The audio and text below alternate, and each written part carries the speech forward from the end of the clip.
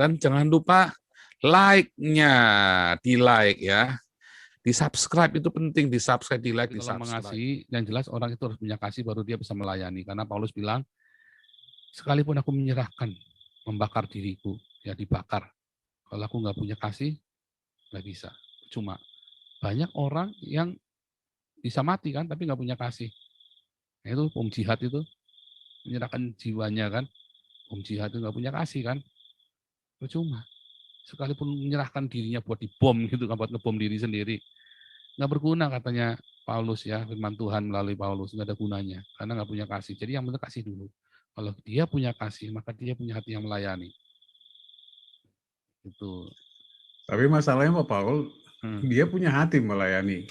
Enggak, masalahnya dia ada sesuatu yang belum dia selesaikan gitu. Dia nggak mau mengampuni gitu. Bagaimana itu kira-kira gitu ya? Aktivitas sama seperti kalau pramuka, OSIS. Banyak orang suka OSIS, suka pramuka. Melayani apa coba? Dia punya hati melayani. Apa sih melayani? Dia punya talenta. Coba contoh aja sebut satu. Apa dia melayani apa, Pak Opung JJ? Nanti saya kasih contohnya nih. Ya dia melayani, katakan melayani di pelayanan gereja gitu ya. Aktivitas di gereja ya. Iya, misalnya itu. Misalnya main musik, udah contoh ya. Iya. Nah, banyak, saya kan pernah cerita, ada seorang kenalan saya di sini, dia dengan bangganya, wah saya pokoknya kalau buat Tuhan nomor 1, Pastor Paul. Oh iya, luar biasa, saya gitu kan. Ya, saya bahkan pagi-pagi ya, kalau pagi hari Minggu, begitu Pak Pendeta, Pak Gembala kami panggil saya ini kan single parent Pak Paul.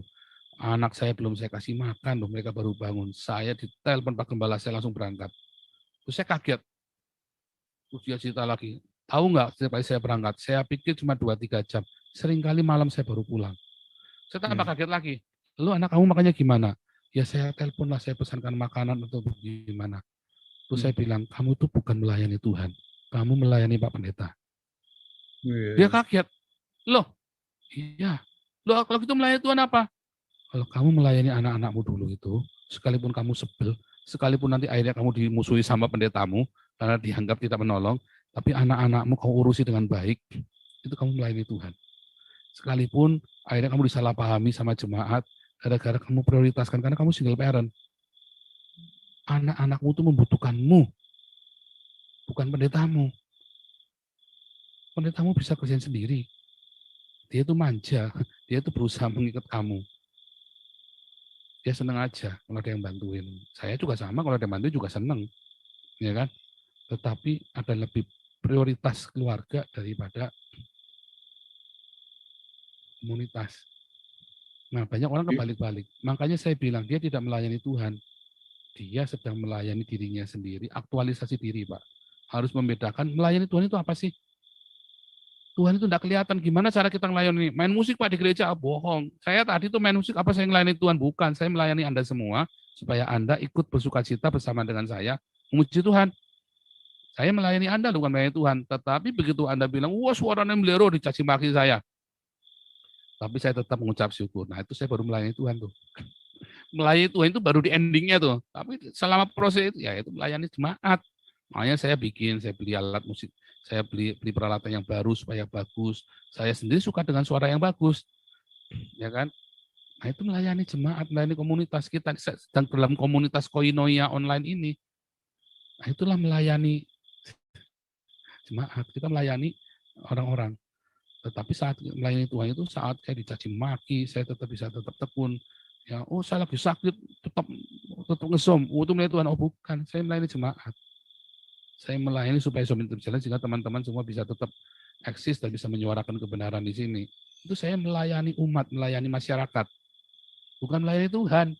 Melayani Tuhan itu ketika saya mau dibunuh, ya saya tetap bisa memberkati mereka, itu melayani Tuhan itu. Ya.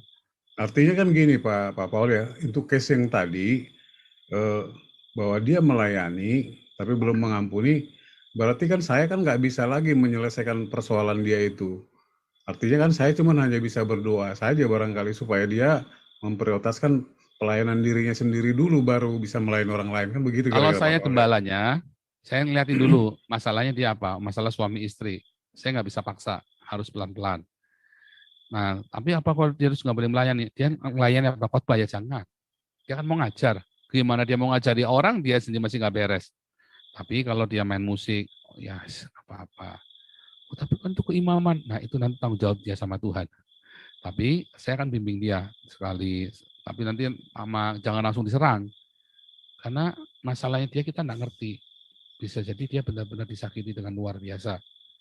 Nah, kita harus pelan-pelan ngomong begitu. Tapi ada orang yang memang lebay. Kalau saya tahu dia lebay begitu, saya ngerti saya dapat hikmat ini orang lebay ini. Saya stop. Karena ketika dia melayani musik, ya, dia melayani musik buat Tuhan. Sukacitanya itu transfer semua. Nah, tapi kita juga nggak bisa mengakui itu kompleks, Pak. Itu mesti hati-hati, Pak. Nah, kalau dia buat khotbah ya Betul, jangan. betul.